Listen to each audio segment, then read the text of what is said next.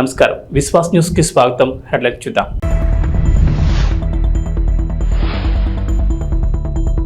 Drugs పై AP Telangana ఉమ్మడి పోరు. రేవంత్ చంద్రబాబు భేటీలో కీలక నిర్ణయం.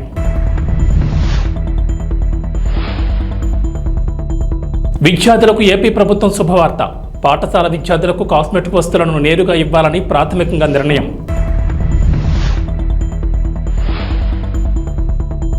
కె కేశవరావుకు కీలక పదవి. కేబినెట్ హోదాతో ఉత్తర్వులు జారీ.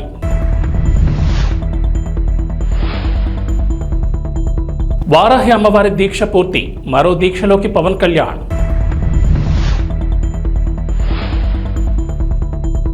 ఏపీ తెలంగాణకు రెయిన్ అలర్ట్. పలు జిల్లాల్లో భారీ వర్షాలు, ఎల్లో అలర్ట్ జారీ. తెలంగాణ సీఎం రేవంత్ రెడ్డి ఆంధ్రప్రదేశ్ సీఎం చంద్రబాబు నాయుడు భేటీలో ప్రస్తావించిన అంశాలను రెండు రాష్ట్రాల మంత్రులు జాయింట్ ప్రెస్ మీట్ పెట్టి వెల్లడించారు.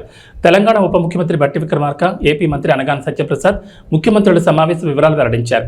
ఉమ్మడి ఆంధ్రప్రదేశ్ విడిపోయి 10 ఏళ్లు పూర్తయినా విభజన సమస్యలు ఇప్పటికీ పరిష్కారం కాలేదని, వాటిపై ఈ సమావేశంలో చర్చించినట్లు బట్టి విక్రమార్క చెప్పారు. డ్రగ్స్కు వ్యతిరేకంగా యాంటీ నార్కోటిక్స్ డ్రైవ్స్ చేయాలని నిర్ణయించామని, సైబర్ నేరాలు అరికట్టేందుకు చర్యలు తీసుకున్నామని తెలిపారు. డ్రగ్స్, సైబర్ క్రైమ్స్పై ఇరు రాష్ట్రాలు కలిసి పనిచేయాలని నిర్ణయించామని చెప్పారు. ఇక ఇటీవల ఏపీలో కూడా యాంటీ నార్కోటిక్ టాస్క్ ఫోర్స్ ఏర్పాటు చేయడం గమనార్హం. రెండు రాష్ట్రాల ముఖ్యమంత్రులు సమగ్రంగా చర్చించిన తర్వాత ఒక నిర్ణయానికి వచ్చారని, ఇరు రాష్ట్రాలకు చెందిన అధికారులతో కూడిన ఉన్నత స్థాయి కమిటీ వేయాలని నిర్ణయించినట్లు తెలిపారు. ఇక మంత్రులతో కూడిన మరో కమిటీని కూడా ఏర్పాటు చేయాలని నిర్ణయం తీసుకున్నట్లు వెల్లడించారు. రెండు రాష్ట్రాల ప్రభుత్వ ప్రధాన కార్యదర్శులు, ఇరు రాష్ట్రాల నుంచి 3 చొప్పున అధికారులతో 2 వారాల్లోగా కమిటీ ఏర్పాటు చేస్తామని బట్టి విక్రమార్క స్పష్టం చేశారు. గిరిజన సంక్షేమ పాఠశాలలో చదివే విద్యార్థులకు ఆంధ్రప్రదేశ్ ప్రభుత్వం శుభవార్త చెప్పింది. పాఠశాల విద్యార్థులకు కాస్మెటిక్ వస్తువులను నేరుగా ఇవ్వాలని ప్రాథమికంగా నిర్ణయం తీసుకుంది. గత ప్రభుత్వం కాస్మెటిక్ వస్తువులను నేరుగా ఇవ్వకుండా కాస్మెటిక్ ఛార్జీలను విద్యార్థుల తల్లుల ఖాతాలో జమ చేస్తూ వచ్చింది. అయితే ఆ నగదు సకాలంలో విడుదల చేయలేదనే ఆరోపణలు ఉన్నాయి. దీంతో కాస్మెటిక్ వస్తువులు అందక విద్యార్థులు ఇబ్బందులు పడ్డారు. ఈ విషయాలను దృష్టిలో పెట్టుకుని ప్రభుత్వమే పేస్ట్, బ్రష్, షాంపూ వంటి కాస్మెటిక్ వస్తువులను నేరుగా వారికి ఇవ్వాలని అధికారులు నిర్ణయం తీసుకున్నారు. ఈ మేరకు గిరిజన సంక్షేమ శాఖ అధికారులు తమ ప్రతిపాదనను సీఎం చంద్రబాబు నాయుడు వద్దకు పంపించారు. సీఎం చంద్రబాబు ఆమోదిస్తే ఈ నిర్ణయం అమల్లోకి రానుంది. మరోవైపు గిరిజన సంక్షేమ శాఖ ఆధ్వర్యంలో ఏపీ వ్యాప్తంగా 548 పాఠశాలలు నడుస్తున్నాయి. ఇందులో సుమారుగా 1.25 లక్షల మంది విద్యార్థులు చదువుతున్నారు. వీరందరికీ ప్రతి నెల కాస్మెటిక్ ఛార్జీల కోసం ₹1.5 ఖర్చు అవుతోందని అంచనా. అయితే గత వైసీపీ ప్రభుత్వం ఈ నిధులు విడుదల చేయకపోవడంతో సుమారుగా 10 కోట్లు బకాయిలు పడినట్లు తెలుస్తోంది. దీంతో గత ప్రభుత్వం మాదిరిగా కాకుండా కాస్మెటిక్ వస్తువులను నేరుగా ఇవ్వాలని అధికారులు నిర్ణయించారు. ఈ ఛార్జీలతో వస్తువులను కొని విద్యార్థులకు అందివ్వాలని ప్రాథమికంగా నిర్ణయం తీసుకున్నారు. ఇటీవల కాంగ్రెస్ పార్టీలో చేరిన తెలంగాణ సీనియర్ రాజకీయ నేత కె కేశవరావుకు రేవంత్ సర్కార్ కీలక పదవి కట్టబెట్టింది. తెలంగాణ ప్రభుత్వ సలహాదారుడిగా ఆయన నియమించారు. కేబినెట్ హోదాతో ఆయన్ను పబ్లిక్ అఫైర్స్ సలహాదారుడిగా నియమించారు. ఈ మేరకు ప్రభుత్వం నుంచి ఉత్తర్వులు జారీ అయ్యాయి. కేకేకు ఉన్న రాజకీయ, పరిపాలనాపరమైన అనుభవాలను దృష్టిలో ఉంచుకుని ఆయన్ను సలహాదారుగా నియమించినట్లు తెలిసింది. కాగా కేకే గతంలో కాంగ్రెస్ పార్టీలోనే కొనసాగారు. తెలంగాణ రాష్ట్ర ఆవిర్భావానికి ముందు బీఆర్ఎస్ పార్టీలో చేరారు. ఆ తర్వాత ఆయన్ను కేసీఆర్ 2 సార్లు రాజ్యసభకు నామినేట్ చేశారు. తెలంగాణలో కాంగ్రెస్ అధికారంలోకి వచ్చిన తర్వాత తిరిగి సొంత గుట్టుకు వచ్చేందుకు సిద్ధమయ్యారు. ఈ మేరకు పార్లమెంట్ ఎన్నికలకు ముందే రేవంత్ రెడ్డితో చర్చలు జరిపారు. అనంతరం 4 రోజుల క్రితం బీఆర్ఎస్ పార్టీని వీడి ఏఐసీసీ అధ్యక్షుడు మల్లికార్జున ఖర్గే సమక్షంలో కాంగ్రెస్ కండువా కప్పుకున్నారు. బీఆర్ఎస్ పార్టీ ద్వారా తనకు వచ్చిన రాజ్యసభ పదవికి కూడా కేకి రాజీనామా చేశారు. AP deputy CM Pawan Kalyan చేపట్టిన వారాహి దీక్ష ముగిసింది. 11 రోజుల పాటు ఈ దీక్ష నిర్వహించిన పవన్ కళ్యాణ్ శుక్రవారంతో ముగించారు. సమాజ క్షేమాన్ని, దేశ సౌభాగ్యాన్ని కాంక్షిస్తూ పవన్ కళ్యాణ్ చేపట్టిన వారాహి ఏకాదశి దిన దీక్ష వారాహి అమ్మవారి ఆరాధన, కలశోద్వాసన క్రతువుతో పరిసమాప్తమైందని జనసేన తెలిపింది. మరోవైపు దీక్ష ముగింపు సందర్భంగా వేద పండితుల మంత్రోచ్చారణల నడుమ వారాహి మాతకు పవన్ ప్రత్యేక పూజలు నిర్వహించారు. అనంతరం ఏకహారతి, ద్విహారతి, త్రిహారతి, చతుర్థ, పంచ, నక్షత్ర హారతలు సమర్పించారు. అనంతరం కుంభహారతితో వారాహి దీక్ష సంపూర్ణమైంది. మరోవైపు వారాహి దీక్ష పూర్తయిన నేపథ్యంలో పవన్ కళ్యాణ్ మరో దీక్ష చేయనున్నారు. పవన్ చాతుర్మాస దీక్ష చేయనున్నారు. గృహస్థాచార రీతిలో ఈ దీక్ష చేస్తారన్న జనసేన అధికార కార్యకలాపాలను కొనసాగిస్తూనే శుభతిథుల్లో మాత్రం దీక్షా వస్త్రాలు ధరిస్తారని ప్రకటనలో తెలిపారు. దీక్షాకాలంలో పరిమిత సాత్వికాహారం మాత్రమే స్వీకరిస్తారని పేర్కొన్నారు. ఆంధ్రప్రదేశ్లో జూలై 8వ తేదీ నుంచి ఉచిత ఇసుక విధానం అమల్లోకి రానుంది. ఇప్పటికే ముఖ్యమంత్రి నారా చంద్రబాబు నాయుడు ఆదేశాలతో అధికారులు ఈ ఉచిత ఇసుక విధానానికి సంబంధించిన కార్యాచరణను సిద్ధం చేశారు. ముందుగా రాష్ట్రంలో అన్ని జిల్లాల నిల్వ కేంద్రాల్లో ఉన్న ఇసుక డంపుల నుంచి ఇసుకను అందించనున్నారు. అయితే ప్రభుత్వం ₹1 కూడా తీసుకోకుండా ఉచితంగా ఇసుకను అందించాలని నిర్ణయించింది. అయితే ప్రజల నుంచి కేవలం ఇసుక తవ్వకాల ఖర్చు, సీనరీస్ మాత్రమే వసూలు చేయాలని నిర్ణయం తీసుకుంది. ఉచిత ఇసుక విధానం తీసుకువచ్చిన నేపథ్యంలో అక్రమ తవ్వకాలు, అక్రమ రవాణా జరగకుండా అధికారులతో పటిష్ట నిఘా ఏర్పాట్లు చేయనున్నారు. దగ్గరలో ఉన్న వాగులు వంకల నుంచి స్థానికులు ఎడ్ల బండ్లలో ఇసుకను తెచ్చుకునేందుకు అవకాశం కల్పించారు.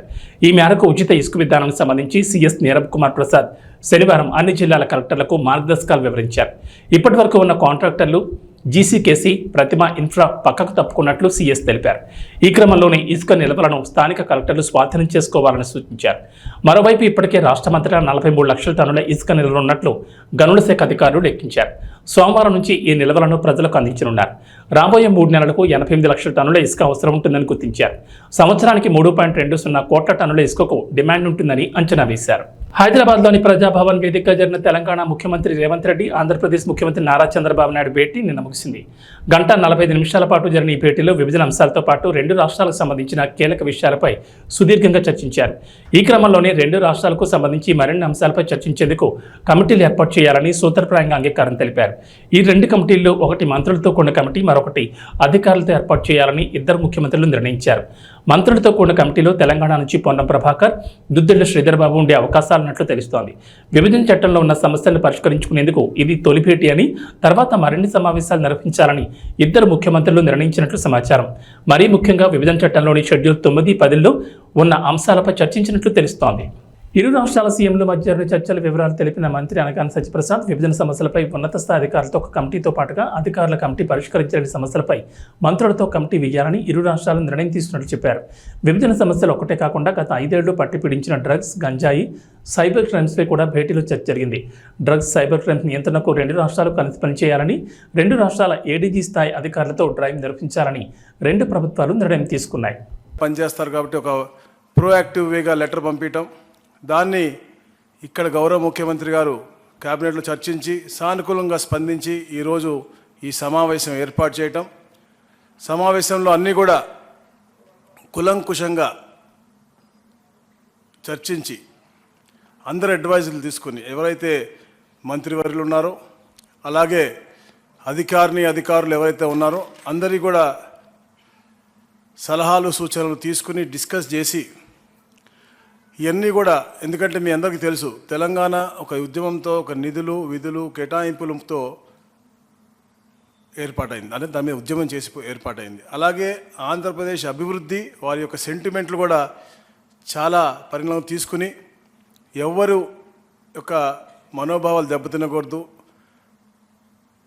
అందరి యొక్క భావోద్వేగాలన్నీ కూడా పరిణామం తీసుకుని మనం ఇవన్నీ కూడా ఫుల్ఫిల్ చేసుకోవాలని చెప్పేసి ఒక లక్ష్యంతో ఏదైతే రీఆర్గనైజేషన్ యాక్ట్లో ఉన్న ప్రతి ఒక్క అంశం కూడా పూర్తిగా చర్చలతోనే అది సానుకూలంగా సత్వరంగా పరిష్కరించాలనే లక్ష్యంతోనే ఈ యొక్క ఆఫీసర్స్ కమిటీ ఏర్పాటు చేయడం కానీ, దాని తర్వాత మినిస్టర్స్ కమిటీ ఏర్పాటు చేయడం కానీ, తర్వాత ముఖ్యమంత్రులు కూడా అన్ని విషయాలు కూడా నాట్ ఓన్లీ రీఆర్గనైజేషన్ యాక్ట్, అది కాకుండా కూడా రాబోయే రోజుల్లో కూడా మంచి వాతావరణం క్రియేట్ చేసే విధంగా ముఖ్యమంత్రులు కూడా ఫ్రీక్వెంట్గా కలుద్దామని చెప్పి ఒక ఆలోచన ముందు రావటం నిజంగా చాలా ఆనందదాయకం. అలాగే మరి ముఖ్యంగా ఎలా అయితే గౌరవనీయులు బట్టి విక్రమార్క చెప్పారో, తెలంగాణ రాష్ట్రం ఏర్పడిన తర్వాత డ్రగ్స్ ఫ్రీ స్టేట్గా చేయాలని చెప్పేసి తపనతో పనిచేస్తూ ఉన్నారు. దాని మీద కూడా సుదీర్ఘంగా చర్చించి ఏదైతే అక్కడ ప్రభుత్వం ఏర్పడిన తర్వాత ఒక సబ్ కమిటీ మేము వేసుకోవడం జరిగింది 6 మంత్రులతో. ఎందుకంటే అక్కడ మా దగ్గర కూడా స్కూల్ బ్యాగుల్లో, అంటే 8th క్లాస్ చదువుకునే స్కూల్ బ్యాగుల్లో కూడా మనకి గంజాయి దొరికే పరిస్థితి మాకు అక్కడ రాష్ట్రంలో ఉంది. కాబట్టి ఎడ్యుకేషన్ మినిస్టర్ కానీ, గౌరవ హోమ్ మినిస్టర్ కానీ, అలాగే ట్రైబల్ వెల్ఫేర్ మినిస్టర్ కానీ, ట్రాన్స్పోర్ట్ మినిస్టర్ అందరూ కూడా వేసుకుని మేము సబ్ కమిటీ ఏర్పాటు చేయడం, వారి మీటింగ్ కూడా జరగడం జరిగింది. సో అక్కడ ఉన్నటువంటి ఈ యొక్క డ్రగ్ కల్చర్ని ఇక్కడ ఉన్నటువంటి డ్రగ్ కల్చర్కి లింక్ ఉంది. ఎందుకంటే అక్కడ ఉత్పత్తి అయ్యి ఇక్కడికి ఎక్కువగా వస్తుందని చెప్పేసి ఇక్కడ ముఖ్యమంత్రి గారు చాలా కన్సర్న్గా ఉన్నారు. కాబట్టి ఒక జాయింట్గా ఒక ఇద్దరు అధికారులు అడిషనల్ డీజీపీ. పత్తికొండలో శాంతినికేతన్ ట్యుటోరియల్లో డాక్టర్ శ్యాంప్రసాద్ ముఖర్జీ జయంతిని బీజేపీ పత్తికొండ మండల అధ్యక్షులు కొత్తపల్లి శంకరేచార్ ఆధ్వర్యంలో ఘనంగా నిర్వహించారు. ఈ సందర్భంగా BJP Kisan Morcha assembly incharge CC Ranganna, legal cell convener Bhaskar మాట్లాడుతూ శ్యాంప్రసాద్ ముఖర్జీ జూలై 6వ తేదీన కలకత్తాలో జన్మించారని, ఈయన కాషాయ బాహుబలని, జాతీయవాద నేతలలో ముఖ్యుడని మరియు 1921లో ఆంగ్లంలో పట్టాపుచ్చుకున్నారని, 1951లో జనసంఘ్ పార్టీ ఏర్పాటు చేశారని, అప్పట్లోని 3 లోక్సభ స్థానాలు గెలిచారని, ఒక లోక్సభ స్థానం నుంచి ఆయన గెలిచారని అన్నారు. కలకత్తా విశ్వవిద్యాలయానికి ఉపకులపతిగా, బెంగాల్ ఆర్థిక మంత్రిగా, భారతదేశానికి నెహ్రూ గవర్నమెంట్లో పరిశ్రమల మంత్రిగా దేశానికి ఎంతో సేవ చేశారన్నారు. గౌరవనీయ సంపద కామరాజ్ ముఖర్జీ గారు మన భారతదేశంలో చాలా ముఖ్యమైన వ్యక్తి. కాశ్మీర్ని పోయినసారి వాళ్ళు కాంగ్రెస్ పార్టీ వాళ్ళు రెండుగా చీల్చారు. అది వద్దని భారతదేశంలో విలీనం కావాలని పోరాడిన చాలా ముఖ్యమైన వ్యక్తి.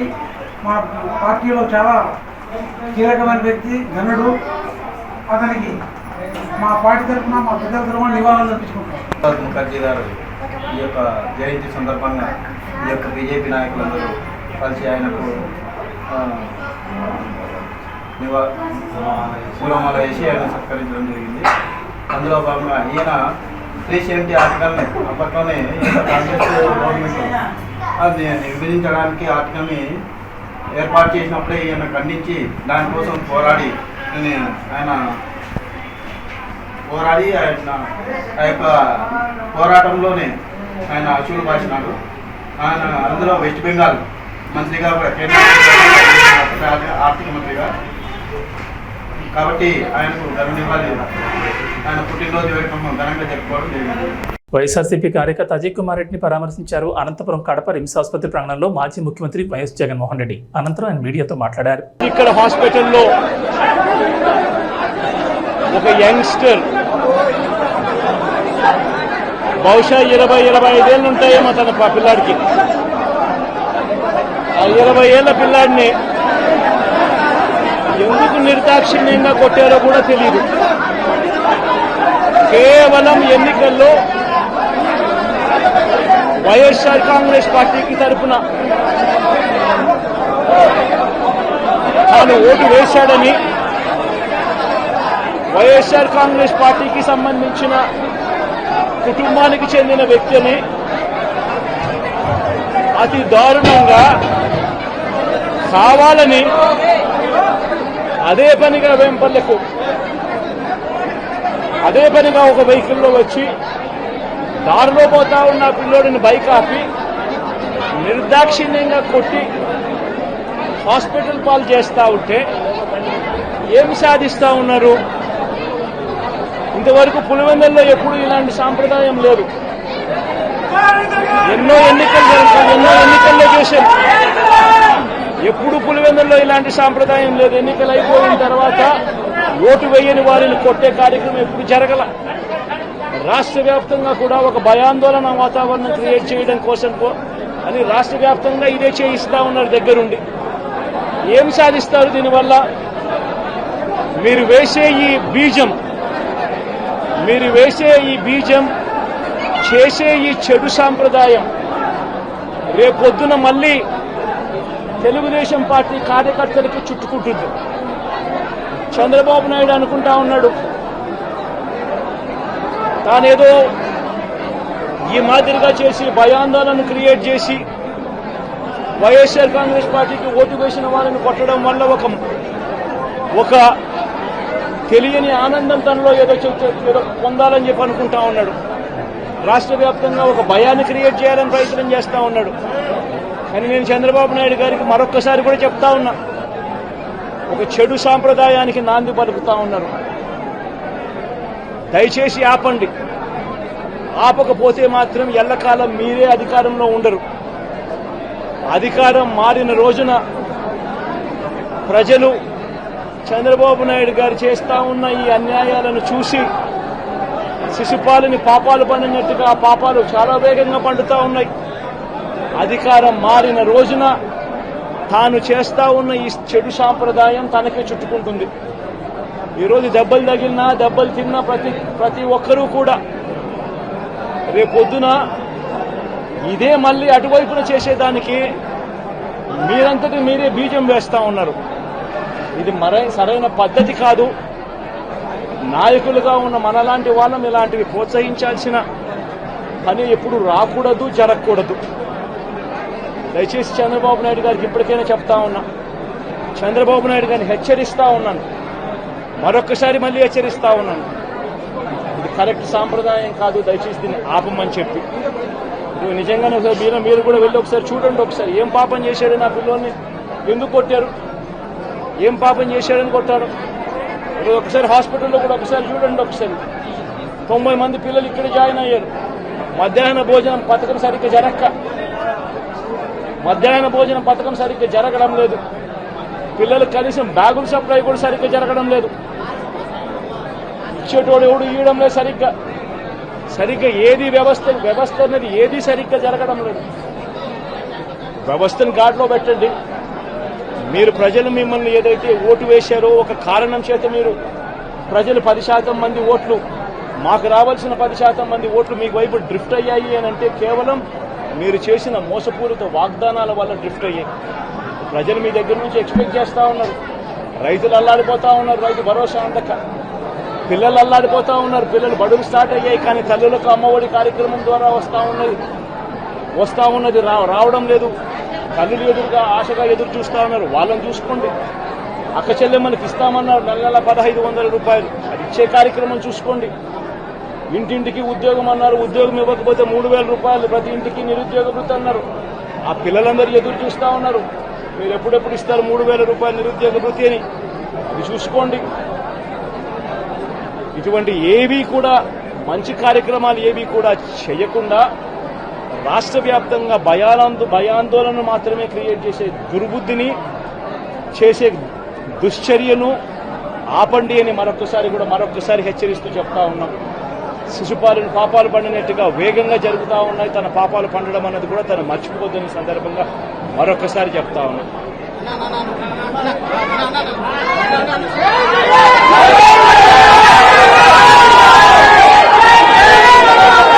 మహేంద్ర సింగ్ ధోని ప్రపంచ క్రికెట్లో తనకంటూ ప్రత్యేక గుర్తింపు తెచ్చుకున్న వ్యక్తి. భారత క్రికెట్లో తనదైన ముద్ర వేసిన లెజెండ్. టీమిండియా క్రికెట్ గురించి చెప్పాలంటే ధోనికి ముందు, ధోనికి తర్వాత అంతలా భారత క్రికెట్పై అతను ప్రభావం చూపించాడు. అతడి రాక దేశంలో క్రికెట్కు కొత్త వెలుగును తీసుకొచ్చింది. టీమిండియాను ప్రపంచ క్రికెట్లో మేటి జట్టుగా నిలిపిన కెప్టెన్ ధోని యువ ఆటగాళ్లతోనూ మైదానంలో అద్భుతాలు సృష్టించడం అతని నైజం.